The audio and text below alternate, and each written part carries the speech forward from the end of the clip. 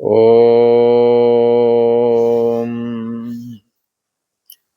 श्री योग वासिष्ठ के उपशम प्रकरण में श्री वशिष्ठ जी महाराज बोले, हे राम जी, राजा बलि ने एकांत देश में बैठ करके और शुक्राचार्य जी का आह्वान किया।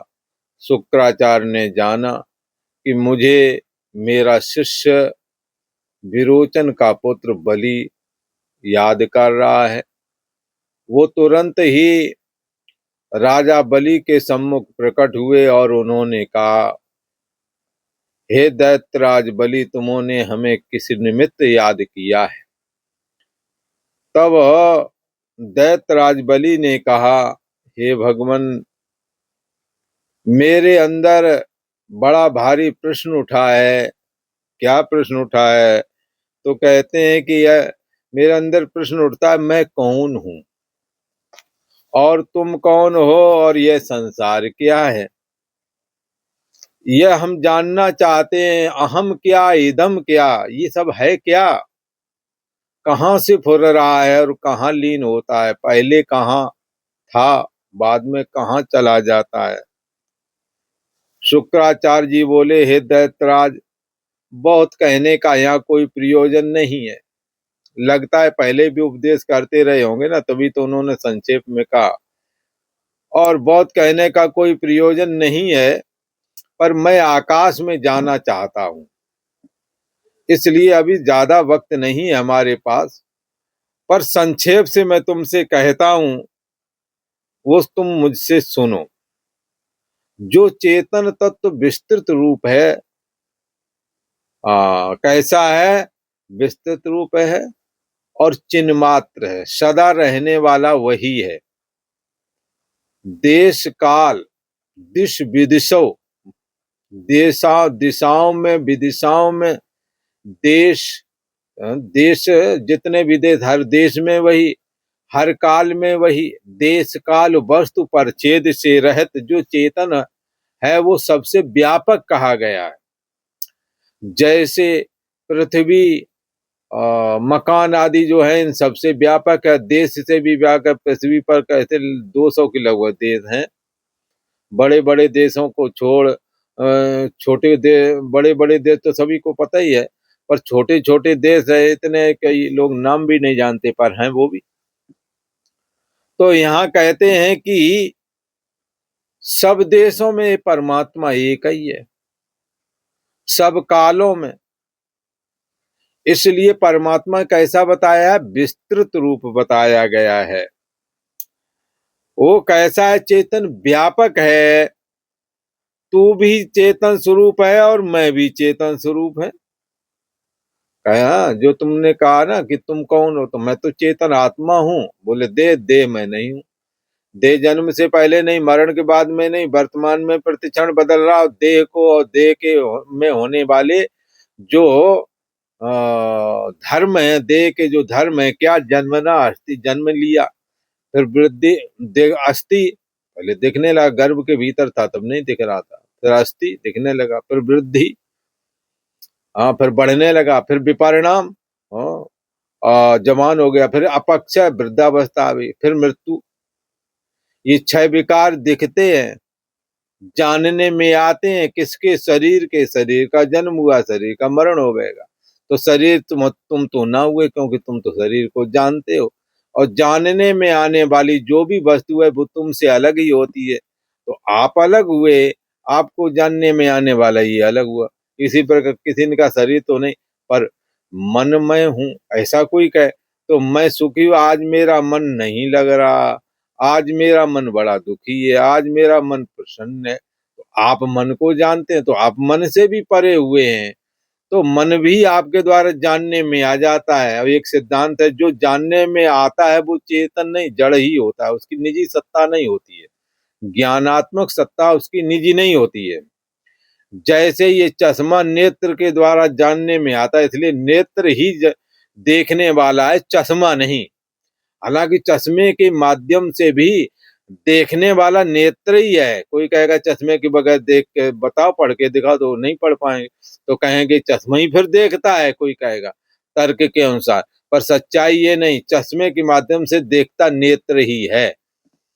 ऐसे ही मन के माध्यम से दृष्टापना, मैंने खाया, मैंने पिया, मैं जान रहा हूं, मैं पढ़ लिख रहा हूं, तो ये कौन सा ज्ञान है?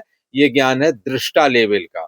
और जो आत्मा के लेवल का ज्ञान, साक्षी के लेवल का ज्ञान है, वो तुम्हारे ज्ञान को भी जानता है। जैसे आप सब कुछ जान रहे, इस ज्ञान को हम जान रहे कि मैं जान रहा हूं, और मैं यहाँ हूं वहां नहीं, ये सारी चीजें जान रहे। पर जब सो जागते हैं तो कुछ भी ना जाना। सब कुछ जानने वाला जो मैं हूं, ये बात हम और आप सभी जान रहे हैं, पर सो जैसे नींद का झटका आया तो कुछ भी ना जाना। सब कुछ जानने वाला कुछ नहीं जान रहा। इस कुछ ना जानना, कुछ ना जान पाया इसने, ये बात तुम जान गए कि कुछ ना जाना। और जानने में जो आ रहा है उसको भी जान रहे। अभी सब कुछ जान रहे, जाग रहे ना, सब कुछ जान रहे, पर जैसे नींद का झटका आया तो कुछ ना जानना। जो सब कुछ जान रहा वो कुछ नहीं जान रहा। जो कुछ ना जानना, इसकी गलती को, इसकी अज्ञानता को उसने जान लिया, नहीं पीछे वाले ने। तो इसलिए एक ऐनक के द्वारा देखना, एक ऐनक हटा करके देखना। और जहां की बात है वहां ऐनक हटता नहीं जल्दी से। ऐनक को बगैर हटे ही जानना। जैसे ऐनक ना हटा करके ये निर्णय करना कि कौन आंखों वाली दृष्टि है और कौन आंख धन चश्मा वाली दृष्टि। आंख और चश्मा वाली दृष्टि, तो जब हम पढ़ते हैं तो आंख की भी दृष्टि है, साथ में चश्मे का संयोग है, क्योंकि उसमें लेंस लगा हुआ है, वो है छोटे को बड़ा दिखा रहा है। नेत्र बड़ा या छोटा नहीं देखता, नेत्र तो यथार्थ जो दृष्टि है वही देखता है। कई बार दवाई पढ़नी होती है, दवाई के नाम महीन अक्षर में लिखे होते हैं, तो वो गोल वाला आता ना लेंस, उससे देखते हैं। अब देख तो लेते हैं, पर अब ये दृष्टि किसने देखा? तो देखा नेत्र ने ही है, केवल सहयोग मिल गया है लेंस का। ऐसे ही साक्षी आत्मा ही इनेदम सर्वम विजानियात तम केन विजानियात विज्ञातारम अरे केन विजानियात। विज्ञाता ही सबको जानने वाला है, उस विज्ञाता को कोई नहीं जानता। इसलिए ईश्वर को कोई नहीं जानता, ईश्वर ही सबके अंदर बैठा हुआ विज्ञाता के रूप में। विज्ञाता मतलब जानना पना के रूप में, चेतन पने के रूप में। आपके अंदर जो जानना पना है, जो ज्ञान स्वरूप जो चित्त शक्ति है, वो स्वयं, ये इसका नाम, दूसरा नाम क्या है? ब्रह्म आत्मा। स आत्मा सब विज्ञेय, यही आत्मा, इसको जानना चाहिए कि कौन दृष्टा वाला ज्ञान है और कौन साक्षी आत्मा वाला ज्ञान है। साक्षी आत्मा वाला ज्ञान हमेशा रहता है। आपके जागने पर आप जब सारी दुनिया को, सारे ज्ञान सब जान रहे हैं, तो उसको वो जान रहा, आप हैं, आपको, आपका अंदर में आपको ज्ञान हो रहा है मैं हूं। पर जब नींद आया तो आपका होना ही गायब हो गया और कुछ भी ना जाना। और जो सब कुछ जान रहा उसकी गैर हाजिरी हो गई, उसकी गैर हाजिरी को भी जिनसे जान लिया। सा आत्मा, यह आत्मा है, इसको साक्षी कहते हैं। ये चेतन है, ये कैसा विस्तृत है। इस ये कैसा है? भगवान श्री कृष्ण कहते हैं अहम आत्मा। जो अहम में, अहम का आश्रय और प्रकाशक कौन है? बोले आत्मा। अहम आत्मा गुडाकेश सर्वभूताशय स्थिता, संपूर्ण भूत प्राणियों के हृदय में विद्यमान है। अहमादिश्च मध्यम चा भूतानामंतयो चा, मेरे से सृष्टि उदय होती, मेरे में स्थित है, मेरे में लीन हो जाती है। और सुबह जब मन खड़ा होता है तो कहाँ से? आत्मा रूपी समुद्र से मन रूपी लहर खड़ी होती है। जैसे हवा चली तो समुद्र में लहरें चल पड़ी, ऐसे ही सुबह जब जागते हैं तो मन रूपी लहर खड़ी होती है, और मन रूपी लहर में जगत स्थित है, जगत के संस्कार। इसे जैसे ही जागता है वैसे जगत दिखने लगता है। और जब देखो, जब मन जागता है तो देह और जगत एक साथ दिखता है, और जब लीन होता है तब ये देखो प्रक्रिया ऐसा नहीं कि पहले जगत लीन हो फिर तुम लीन हो, फिर नहीं, जैसे ही नींद आई कि देह और जगत एक साथ लीन हो जाता है। इसका मतलब क्या? देह और जगत एक साथ प्रकट होते हैं मन के खड़े होने, तो मन के लीन होने पे एक साथ लीन हो जाते हैं। सत्य कौन है? उदय और अस्त होने वाला देह और जगत सत्य नहीं है। तुम्हारा मन भी सत्य नहीं, क्योंकि मन जाना जाता है। कौन सत्य है? को देवा जो मन साक्षी, कौन सा देव है जो मन को भी जान रहा है? सब ज्ञेया, यही जानने योग्य है। शुक्राचार्य जी ने उपदेश किया, हे दैत्यराज बलि, तुम जो पूछ रहे हो मैं कौन हूं, तुम कौन हो, जगत कौन है, अहम क्या इदम क्या, तो संक्षेप से सुनो कि अहम ब्रह्म है, आत्मा, अहम ब्रह्म परम धाम ब्रह्माहम परमम पदम, ये भागवत का है। ठीक है, ये लास्ट उपदेश परीक्षित को सुखदेव जी ने किया था कि ये तुम्हारा अहम है, ये ब्रह्म से फुर रहा, ब्रह्म ही अहम के रूप में स्थित है। जैसे मिट्टी ही घड़े के रूप में, घड़ा ही मिट्टी है, मिट्टी ही घड़े के रूप में दिख रही है, ऐसे अहम ब्रह्म परम धाम ब्रह्माहम परमम पदम, ब्रह्म ही परम पद है, वो कोई दूसरा नहीं, सोहम अस्मि, वो मैं ही हूँ। सो प्रभ और नहीं, सो तू है, वो परमात्मा कोई दूसरा नहीं, सो तू ही है। ओहुप मध्य जैसे बास बसत है, मुकुर माए जिम छाई, तिम हर ही बसे निरंतर, घटे ही खोजो भाई। इस घटई में गंगा, घटई में जमुना, घटई में जगदीश, सतगुरु तारेंगे, या तो गाना गाते रहते ना साधु। हाँ, सतगुरु की कृपा से ये रहस्य क्लियर होता है। कौन सतगुरु है?